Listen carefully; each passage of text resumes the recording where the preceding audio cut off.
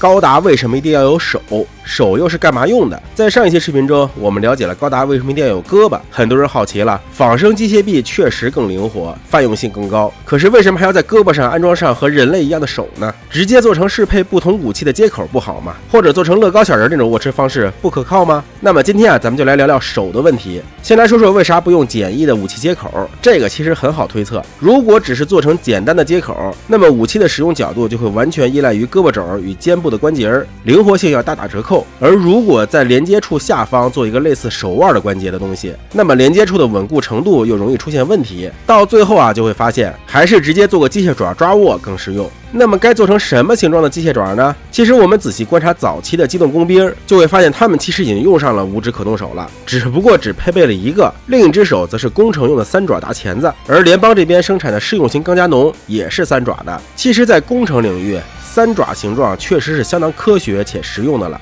因为它不但提供了相当的抓握力度以及稳定度，同时呢也满足了很多细微操作的需要。可是为什么在 MS 第一次交战的时候，吉翁这边却让 MS 双手都换上了五指可动手呢？原因很简单，之所以他们之前会不约而同的使用三爪手型，不是三爪手型更好使，而是五指可动手技术难题更多。吉翁这边是因为有米诺夫斯基博士的帮助，因此呢研究出第一批 MS 就带有了五指可动手，可是足以配合五指可动手的武器还没来得及研发，因此才使用了工程手臂来临时进行实战演练。而联邦那边就更惨了，由于一直以来的闭门造车对 MS 的重视程度呢又不高，因此初期全部使用了技术较为成熟的三爪手型。可是光从这三爪持枪的画面中，我们就能凭直觉感觉到，三爪握持步枪这种武器时，显然稳定度是不太够的，那是必不可缺的。那么拥有更高 MS 科研水平的吉翁为什么要选择五指可动手呢？为啥不是4指、6指、7指？说来说去还是仿生学。为什么是5指？这个问题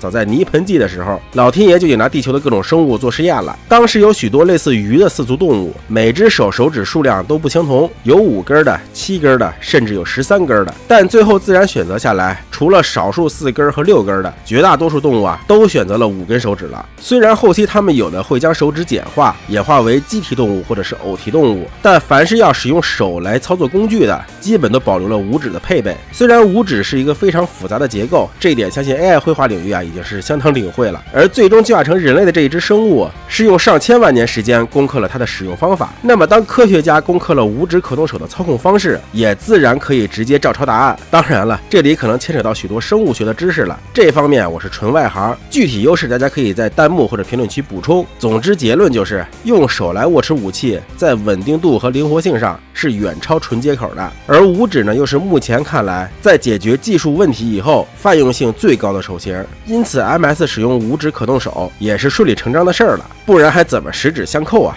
好了，今天视频这么多，希望大家多多点赞支持，我们下期再见。就是机甲通过4肢来控制本体姿势的方法，一个大小适中的手臂也是这套系统不可或缺的，又往往是各种仿生学。之所以有些科幻作品中会出现比较简易的武器挂载方式，主要是因为这些科幻作品相对保守，或者说是更想让作品里的机甲符合当代人的直觉。而一旦我们把目光放远一点，当人类解决了机械臂操作以及强度等问题以后，事实上它的优势还是很明显的。首先在战斗准备时，机动战士就可以挂载各种武器，通过手臂在不同情景下选择性使用。而如果是传统的武器挂载方式，则是每次出击前就要定好用什么装备，并不能根据战场需求随机应变，尤其是近战类武器。其次，在战斗中，机械臂可以完成各个角度的射击需求，且不需要整个上半身都做出大幅度的摆动，减少驾驶舱的不必要移动。而传统的武器挂载，如果想换攻击方向，则需要整个机身都调整角度，而就算加入了双轴可动，也会面临着各种角度限定。最典型的例子就是，假如左手弹药打空了，此时左边来人，你想用右手来攻击，就要整个转动上半身，而机械臂呢，则是可以直接在胸前就完成方向变更。这个差距到了战场上可以说是致命的。最后呢，在机体摔倒或者是需要紧急着陆时，手臂可以辅助身体完成姿态调整以及软着陆等动作，而并不需要像传统机体那样，一旦摔倒就必须要靠推进器才能起来。你总不能指望着连机械臂都造不出来的机甲，来个鲤鱼打挺吧，这也是保证人形机甲能够灵活战斗的根本。所以说白了，仿生机械臂这玩意儿最大的作用啊，就是提升机甲的泛用性。虽然我们在剧中会看到 MS 一片一片的死，但实际上这都是相对高端的战场，每台 MS 的造价都不低，也只有部队中的精英才能够驾驶。虽然有的会根据作战环境进行一些特化调整，但 MS 的泛用性永远是最优先考虑的。海战、陆战、空战、宇宙战、平原、山区、巷战、卫星战、长距离、中距离、短距离、白刃战，一般 MS 总要能胜任好几项。毕竟单论特化战斗，还是飞机坦克来得更物美价廉，只有泛用性足够高，才能让 MS 体现出它的性价比。好了，今天视频就这么多，希望大家多多点赞支持，我们下期再见。猫猫为什么每次落地都能迅速翻身？就是靠四肢以及腰的扭力，让自己永远不会背着地。宇宙中的动作原理虽然完全不同，但是达到效果是差不多的。还有一个优点，就是在高达宇宙中有米氏粒子的存在，其他高达系列有其他的原理啊，反正就是会让雷达失效。在这一大前提下，需要经常进行可视距内的战斗，甚至是近身白刃战，那么腿的优势啊就更明显了。相较于传统车轮，它在复杂地形的适应性更强，基本上只要调好参数，绝大多数的地形都能畅通无阻。这时有人说了，那做成以漂浮为主的不好吗？那还真未必。首先，在陆地和小行星带等地方作战时，脚是可以用来做机体缓冲的，而如果是纯漂浮加喷口，就很容易遇到规避不及时而直接撞上去的情况。其次，长时间漂浮推进对能源的消耗也更大，相对来说，使用腿加喷口的组合就可以兼顾节能和紧急制动两个需求。这时又有人问了，那为什么不做成四足行走的兽形呢？确实，兽形无论是爆发力还是着弹面积都比人形有优势，但是兽形的占地面积相对较大，在狭窄空间战斗很容易卡住，而且格纳库压力也会更大。另一个就是人形能让人类驾驶员理解当前机体的状态，毕竟行动方式相同，采取各种动作与反应也更符合直觉。还有一个优势就是解放了双手，至于为什么一定要用双手，那当然是要等之后的视频再讲了。不过最后要说的是，高达作品中人形机甲这一理念，毕竟是在很多科幻设定的前提下才诞生的，与现实世界肯定有很大差距，大家也没必要太在意合理性了。导演能编出来一些理由啊，已经算是不错了。好了，今天视频这么多，希望大家多多点赞支持，我们下期再见。高达为什么一定要有个头？头又是干嘛用的？说真的啊，看到这个问题，就算是能经常脸不红心不跳、一本正经胡说八道的我，都很想只回答一句：ガンダムのことそんな分かってなくていいですから。高达的头，咱们先从剧中设定角度来讲，那就是相当于一个信息处理中心。它的眼睛和头顶的那个，做模型的时候经常要贴铝箔贴纸的，都是监视器。有的模型甚至还会把摄像头的细节给做出来。不过，高达身上实际上是有着很多的监视器的，驾驶员在驾驶舱中看到的画面，也是 AI 统合计算生成的。因此，就算头部监视器被毁坏，也不会让驾驶员什么都看不见，只不过在部分区域的图像处理上会出问题。而头上的天线呢，则是雷达、通信等设备的延伸。由于牵扯到情报处理以及分发的功能，因此啊，一般情况下，对讲机会有特别的天线或者是巨大的天线。除了这两个最重要的功能，还有一个捎带手的，就是火神炮。主要作用呢，就是在不使用双手的情况下，可以进行辅助战斗。不过由于杀伤力有限，主要啊都是用于干扰以及轻步兵用的。当然了，使用得当也是有立大功的时候。其他还有一些像散热啊以及传声的功能，这个呀就属于相对边缘化的设定了，剧中很少会有体现。而至于为什么要做成这种外观，主要目的呢就是为了达到威吓的作用。毕竟是日本动画，参考的是日本的武士盔，结合高达超强的实力，当时的疾风军基本上一看到这张脸，直接就尿了。白色恶魔实至名归。好了，我编不下去了啊！下面是我的真心话，它是人形机甲呀，兄弟们，谁家的人形玩意儿没有个头呢？没有头的还叫人形吗？别的不说，就像这个没有头的吉姆，出玩具你会买吗？好了，今天视频就这么多，希望大家多多点赞支持，我们下期再见。高达断手断脚后是怎么这么快就修好的？大家经常会讨论，哎呀，这台高达有多强多强？你看这个推进力，你看这个弹药配置，你看这个隐身黑科技。还有的会讨论，哎呀，这个驾驶员有多牛多牛？你看这片锁技术，你看这个不做人的觉悟，你看这个前格的熟练度。但你有没有想过，当先进的 MS 在战场上被打了缺胳膊少腿时，为何能在很短的时间内就修好呢？当机师把装备当投掷武器扔时，他们就不担心库存会不够吗？当敌方的机体被偷过来以后，为什么又能这么快就被密工程，甚至还能开发出新的装备。那些整备员是如何在狭小的格纳库中整出这么多花活的呢？今天啊，就让我们来简单讨论一下这个问题。其实整个话题可以拆解为两部分，由雷比尔将军亲自挂帅主导研究的 RX78，则享受了当时研发 MS 的最高待遇，不但月神钛合金要管饱，甚至质检不合格被淘汰下来的零件还能造出20台陆战高达。你就说这零件得储备了多少吧。恰好 RX78 搭乘的舰艇又是原配母舰白色基地，上面的配件啊自然也是相当充足，坏了就整条胳膊整条腿直接换，先让阿姆罗出去浪，整备班这边啊再根据资料慢慢修。其他高达宇宙啊也是差不多的意思，我们就不多赘述了。可是问题来了，自家造的东西确实会有备用件，这个好理解啊。那偷来的高达还能快速整修，又是什么原因呢？那咱们啊就要聊聊第二部分，技术破解问题。还是先说说设定比较多的 UC 宇宙，让我们掌声有请 UC 宇宙最大军火商阿纳海姆电子公司。这个公司是什么概念呢？这么说吧，该公司总部坐落于北美的加利福尼亚州，是一家标榜中立的军火商，同时向联邦和吉翁兜售战争资源。经过1年战争期间的蛰伏，在吉翁战败以后，吃下了大名鼎鼎的吉翁尼克斯公司，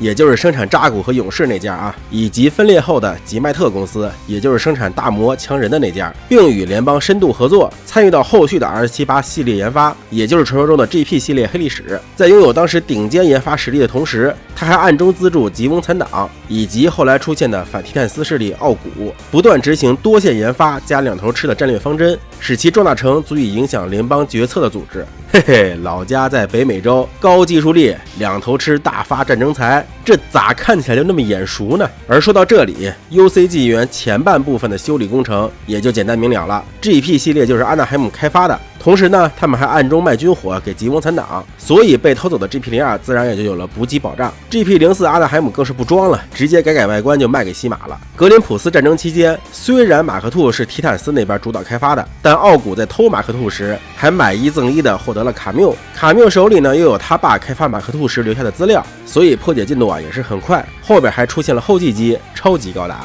独角兽就更别提了。联邦和新吉翁残党的战斗本质就是阿纳海姆左手倒右手，两边估计都存了不少独角兽的备用件，只不过最核心的技术从不外露。这就要说说阿纳海姆的底线了，精神感应框架这种核心技术，它是绝对不会随意外露的。就是你缺胳膊少腿了，只要你出钱，我就能送货上门。可是牵扯到核心技术，那你就只能凑合用了，要么就返厂我给你修。关于阿纳海姆电子公司，其实单独做一期视频就能讲很久了，这个咱们可以以后有机会再细讲。这里还要再提一嘴，整备班手头材料不够的时候会怎么样？比较典型的有像吉姆头的鹿高，虽然情报收集能力有所下降，还有点丑萌的，但凑合用也还是可以的。另一个典型的例子呢，就是刹帝利了，他可以说是把整备班的无奈体现的淋漓尽致。当刹帝利大破后，舰长觉得这玩意儿吧，核心部分貌似没毛病，现在机体紧张，这不用可惜了。于是不但要求把它修复到能出战的水平，还要针对独角兽系列机体做出有目的的特化。接到任务的整备班啊，真是一个头两个大，给他又是换上墨镜，又是外接各种武器挂件，又是把浮游炮改成浮游导弹的，实在修不好的两个大翅膀也换成了祖鲁用的推进器，突出一个东拼西凑。但你还别说，就这临时缝不出来的机子，还真能给对面的暴桑女妖上一课，也是可以了。当然这两个例子不但可以体现出整备班的强大，也能看出高达宇宙很多的技术其实都是互通的。除了像精神感应框架这类非常高端的玩意儿以外，其他技术的研发资料都是相对通用的。优点呢是便于维修，缺点呢就是很容易被逆向工程。这里啊正好说一下非 UC 的例子，比如说 C 的中被偷走的4小强调整者，不但能够快速改写你的 OS， 人家整备班啊还能迅速整明白你的 PS 装甲的运作原理，并迅速实现生产和改装。我估计啊是这些机体的电脑终端中就带有了不少机体的开发资料，结合高达宇宙特有的极速技术再生能力，别提韦卢这种连资料带实物都送货上门的了，他就是直接给你个磁盘，他都能瞬间把反中子干扰器给量产出来。想想产品研发到测试整个流程被压缩到如此短的时间内，这个开发水平啊，真是活该他们能做出高达呀。哦，对了，还有 AGE 那个 3D 打印更是逆天啊，这个咱们就不展开讲了。好了，今天视频就这么多，希望大家多多点赞支持，我们下期再见。宇宙那么黑，高达在作战时是如何看到彼此的呢？说实话，兄弟们，问我这个问题啊，属实有点超纲了，这已经跟高达设定关系不大了，这完全就是科普范畴的话题了。是谁逼你们来问我这个问题的？是你爸逼的还是我妈逼的？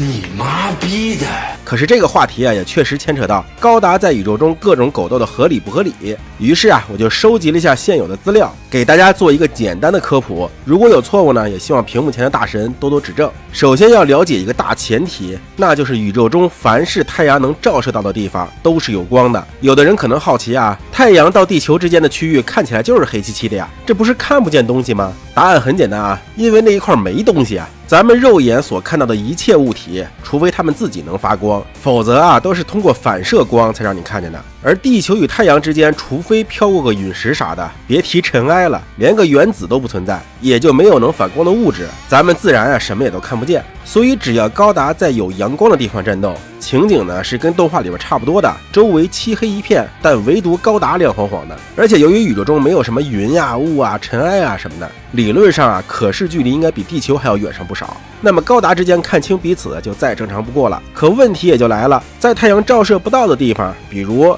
地球的背面，高达还能看到彼此吗？从我手头查到的资料来看啊，大多数情况下是可以的。原理也很简单，那就是月光。虽然太阳直射以及衍射在地球背面中心部分啊是几乎不存在了，但太阳照到月亮以后所反射回来的光还是很充足的。就像晚上，只要我们不是在什么深山老林里边，月光都被树木给遮住了，还是能看到月光所照亮的物体的。只不过呢，大气圈内亮度会比较低，而宇宙中呢相对会好一些，所以基本上啊还是能满足高达之间的狗斗须再见。哪一种高达的操作方式最为合理？在之前讨论高达的操控方式时，很多人认为片中的传统驾驶舱太落伍了，操作起来也太累了，并纷纷推荐全金属狂潮、EVA、环太平洋等作品中的操控方式。但这些毕竟啊是其他科幻作品基于他们的世界观所创造的，而高达作品内，大家则是比较推荐脑控以及武斗传的操控方式。但他们真的如大家想象中那么好用吗？今天啊，就让我们再来讨论讨论高达剧中出现的最合理的驾驶方式是什么吧。咱们还是先来说说最传统的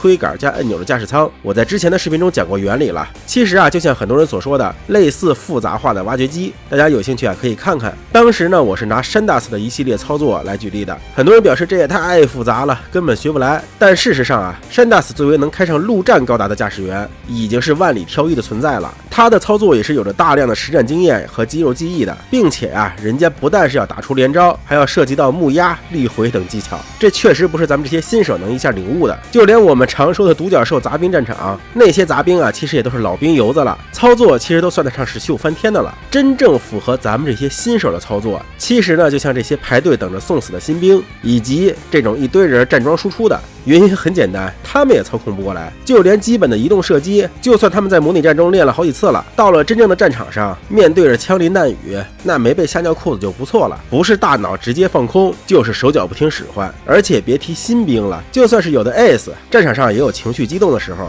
也就只会推杆捅以及推杆捅了。但事实证明，你就算是只把推杆捅这一个操作练到位了，那也是能有相当不错的战绩的。这时有人说了，那说来说去，这不就是证明了传统驾驶方式太复杂，不适合新人吗？那为啥不去考虑更先进的脑控驾驶呢？嘿嘿，你以为传统的驾驶对新手不友善，脑控就对新手友善了吗？咱都不提脑控技术的准确率以及在战场上的抗干扰能力了，就假设这些问题在高达宇宙的科技树中都解决了，设备完美了，那你能解决你自己的问题吗？要知道，大多数脑控设备的驾驶员都是 New Type 或者是强化人，他们所发出的脑电波强度是远超于普通人的，这样才能让设备顺利运行。就算有的设备亲民一些，普通人也能用，那你能保证你的脑子在战场上那种嘈杂的环境中会那么听你的使唤？人脑终究不确定性太多了，就像你控制身体时，很多动作其实都是通过肌肉记忆下意识完成的，而当这些动作都需要你的大脑来进行操作时，所需要的思考量就远超出你的想象了。更别提由于一些特殊的因素导致你的大脑放空走神。如果是传统驾驶舱啊，你还能下意识的靠肌肉记忆推一下推杆来进行移动，而一旦全靠脑控，你当时大概率啊就整个人愣住了，在战场上就是活靶子一个。所以脑控这个东西啊，学习成本是远比你们想象中要高得多的。你就这么想吧，学习开挖掘机和保持看到漂亮妹子能不动任何歪脑子的状态，哪个更难？不是我说啊，相信大多数人啊看到漂亮妹子，别提能做到不动歪脑子了，估计那一瞬间你把孩子名字都给想好了。就这还想开脑控机？先出家学一下四大皆空吧，然后再来说说武斗传这种，说白了啊就是体感操作。这个东西啊其实完全经不起推敲，机械延迟有多少？机械是否能够完全实现人体的极限动作？机体摔倒了，驾驶舱里的你会有什么反馈？操作服如何让你模拟机甲现在的姿势？如果你当前的姿势与机甲严重不符，每次都需要先归位再重新制动，在战场上是不是破绽也太大了？如果你不归位，身体与机体之间的误差如何弥补？等等等等。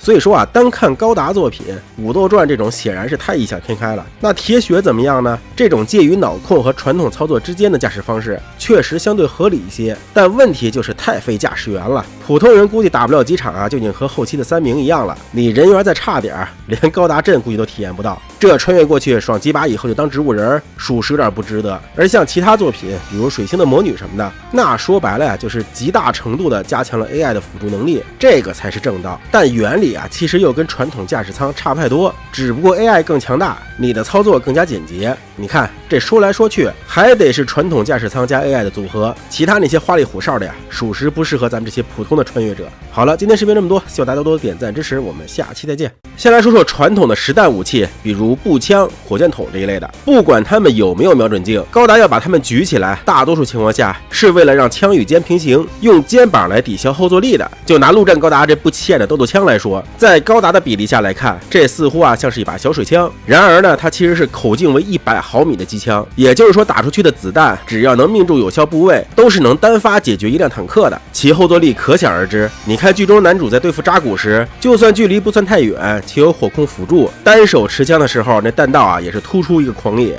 从下半身打到了上半身，像极了玩 CS 时用 AK 连射的我。随后呢，他改成了双手握持并与肩平行的射击姿势，你看这弹道一下还是一样乱七八糟的吧，也足以说明啊，我刚才说那些全是废话了。侍郎你在干什么呀？侍郎，没事儿，后坐力啊，毕竟不是那么好减轻的，拿他们举例啊不太恰当。咱们还是来看看光束类武器吧。由于打出去的都是高热等离子体，或者是 Mega 粒子呀、真粒子呀啥的，它们的质量呢都非常非常小，因此在使用这类武器时，高达是感受不到什么后坐力的。所以按理说啊，配备了瞄准镜的光束步枪，应该是不需要做出瞄准动作的。然而为什么历代高达主角却又纷纷拿着这样的武器往高达眼前摆呢？如果不拘泥于这个动作，高达甚至可以做出在掩体后面只伸出一只手就进行精准射击的，那岂不美哉？这就要说说高达头部监视器的具体作用了。其实高达的双眼啊，并不是主监视器，它们是负责立体成像的辅助监视器，真正的主监视器是头顶上那个，经常做成长方形或梯形的东西。所以按理说啊，就算高达需要通过光束步枪瞄准镜进行瞄准，也应该是把瞄准镜对准头顶才对。所以说他们这个举枪动作啊，不仅多余，还不正确。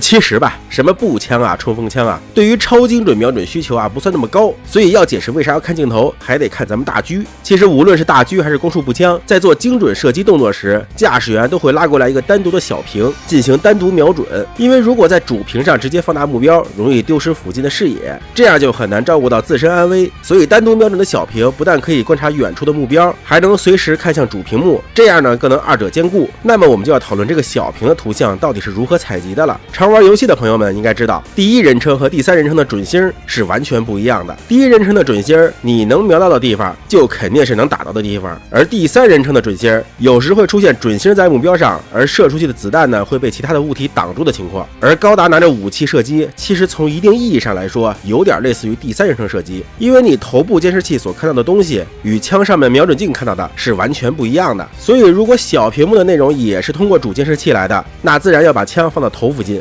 才能保证视野内容一致。可问题来了，如果小屏幕上的内容是枪准镜上提供的呢？那岂不是根本不需要扯什么主监视器的事儿？